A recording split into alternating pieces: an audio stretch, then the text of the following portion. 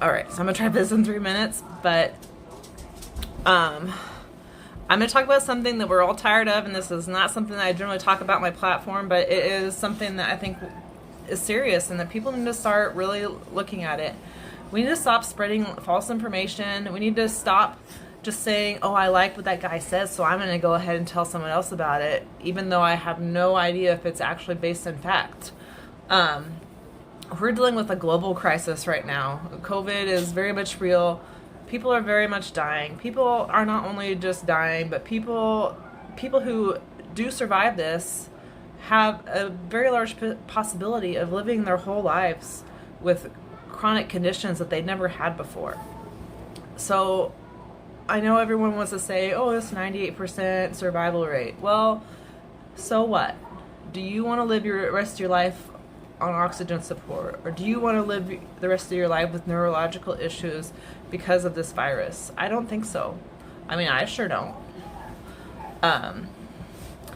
But what's even bigger right now that's happening, and I know that so many people are saying it's not true, it's false, they're making this information up. People aren't. I grew up in a very small town that's very, very conservative.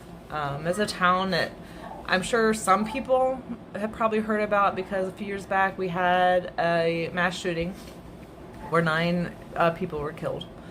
And Obama came to town after that to console these families, and rather than welcome this person who was coming to talk to these families who had just lost children,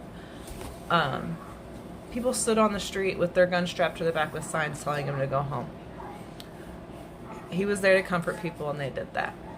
Well, now it's become very anti-mask, anti-COVID vaccine, because the people who are against the COVID vaccine, they're not against vaccines. They're mostly all for vaccines, except for this one, which you can take with that what you will. It has nothing to do with vaccines. It's just the COVID vaccine. But this is a story from my local news down there. This isn't a joke. Somebody went to the ER for help with COVID and ended up passing away waiting on an ICU bed because they're out of room. So what this means is this is not just going to affect people with COVID. This is going to affect people who get in car accidents and need immediate help.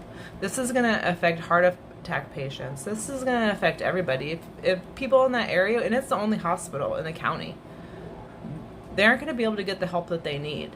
Wear a mask or get vaccinated. I don't care which.